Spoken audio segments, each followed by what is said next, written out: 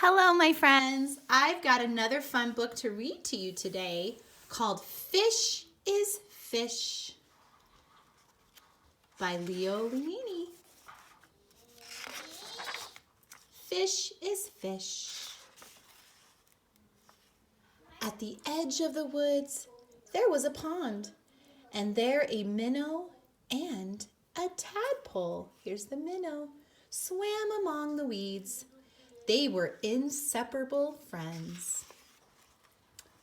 One morning, the tadpole discovered that during the night, he had grown 2 legs. "Look," he said triumphantly. "Look, I am a frog." "Nonsense," said the minnow. "How could you be a frog if only last night you were a little fish, just like me?" They argued and argued until finally the tadpole said, "Frogs are frogs and fish is fish, and that's that."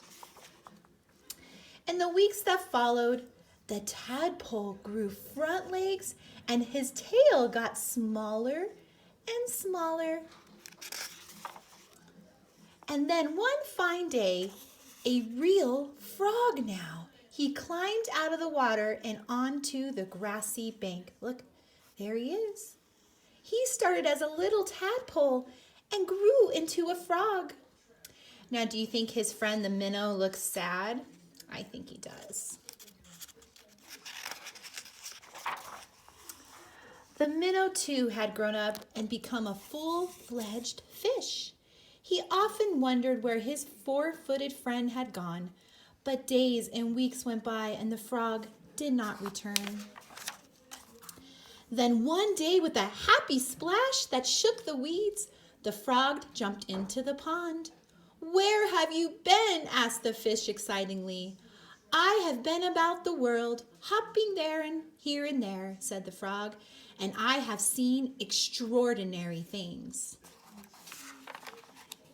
"Like what?" asked the fish. "Birds," said the frog mysteriously. "Birds?" And he told the fish about the birds who had wings and 2 legs and many colors. As the frog talked, his friend saw the birds fly through his mind like feathered fish. "What else?" asked the fish impatiently. "Cows," said the frog. "Cows? They have 4 legs, horns, they eat grass, and they carry pink bags of milk." "And people," said the frog. "Men, women, children." And he talked and talked until it was dark in the pond.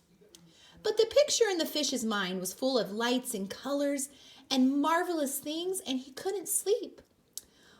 If he could only jump about like his friend and see that wonderful world. And look at the minnow's imagination. Love it. And so the days went by and the frog had gone and the fish just laid there dreaming about birds in flight, grazing cows, and those strange animals all dressed up that his friend called people. One day he finally decided that come what may, he must too see them. And so with a mighty whack of his tail, he jumped clear out of the water onto the bank. He landed in the dry, warm grass, and there he lay, gasping for air, unable to breathe or to move. "Help!" he groaned feebly. Now, fishes can't swim out of water. They can't breathe. Luckily, the frog who had been hunting butterflies nearby saw him, and with all his strength, he pushed him back into the pond. That's a good friend, isn't he? He helped the minnow. Still stunned, the fish floated about for an instant. Then he breathed deeply, letting the clean, cool water run through his gills. Now he felt weightless again, and with an ever so slight motion of the tail, he could move to and fro, up and down as before. The sun rays reached out down within the weeds and gently shifted patches of luminous color. This world was surely the most beautiful of all worlds. He smiled at his friend the frog, who sat watching him from a lily leaf. You were right, he said. Fish is fish. The end. Aw, what a cute story. You know, and at the end it says, fish wants to be like his friend frog and see the world. And you know, through all of them changing and going through different things, they still stayed best friends. Aw, thanks for taking the time today, friends, and letting me read you a book. Have a wonderful day. Bye.